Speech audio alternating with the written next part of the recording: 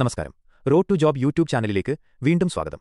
കേന്ദ്ര സായുധ police സേനകളിലെ assistant commandant തസ്തികകളിലേക്ക് UPSC അപേക്ഷ ക്ഷണിച്ചിരിക്കുകയാണ്. BSF, CRPF, CISF, SSB, ITBP എന്നീ സേനകളിലായി ആകെ 349 ഒഴിവുകളാണുള്ളത്. ഇതിൽ 10% ഒഴിവുകൾ മുൻ സൈനികർക്കായി സംവരണം ചെയ്തിട്ടുണ്ട്. തെരഞ്ഞെടുക്കപ്പെടുന്നവർക്ക് പേ ലെവൽ 10 അനുസരിച്ച് ഏകദേശം 56,100 രൂപയും മറ്റ് അലവൻസുകളും ശമ്പളമായി ലഭിക്കുന്നതാണ്. അംഗീകൃത സർവകലാശാലയിൽ നിന്നുള്ള ബിരുദമാണ് അപേക്ഷിക്കാനുള്ള അടിസ്ഥാന വിദ്യാഭ്യാസ യോഗ്യത. നിലവിൽ അവസാന വർഷ ബിരുദ പഠനം നടത്തുന്ന വിദ്യാർത്ഥികൾക്കും ഈ പരീക്ഷയ്ക്കായി അപേക്ഷിക്കാവുന്നതാണ്. അപേക്ഷകർക്ക് 2026 ഓഗസ്റ്റ് 1 20 വയസ്സിനും 25 വയസ്സിനും ഇടയിലായിരിക്കണം പ്രായം. പ്രായപരിധിയിൽ SC/ST വിഭാഗക്കാർക്ക് 5 വർഷവും OBC വിഭാഗക്കാർക്ക് 3 വർഷവും ഇളവ് ലഭിക്കും. കൂടാതെ സർക്കാർ ജീവനക്കാർക്കും 5 വർഷം വരെ പ്രായപരിധിയിൽ ഇളവ് അനുവദനീയമാണ്. ഇന്ത്യക്കാരായ പുരുഷന്മാർക്കും സ്ത്രീകൾക്കും ഒരുപോലെ ഈ തസ്തികകളിലേക്ക് അപേക്ഷിക്കാൻ സാധിക്കും. ഈ പരീക്ഷയ്ക്കുള്ള വിജ്ഞാപനം 2026 ഫെബ്രുവരി 20 പുറത്തിറങ്ങി. അപേക്ഷ സമർപ്പിക്കേണ്ട അവസാന തീയതി 2026 മാർച്ച് 12 വൈകുന്നേരം 6 മണി വരെയാണ്.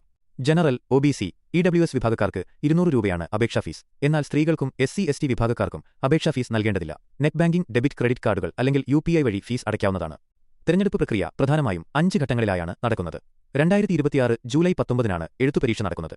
ഇതിൽ 2 പേപ്പറുകളുണ്ടായിരിക്കും. പേപ്പർ 1 ഒബ്ജക്റ്റീവ് ടൈപ്പ് 250 മാർക്കിനും paper 2 essay, comprehension, English skills എന്നിവ ഉൾപ്പെടുന്ന 200 മാർക്കിനുമായിരിക്കും.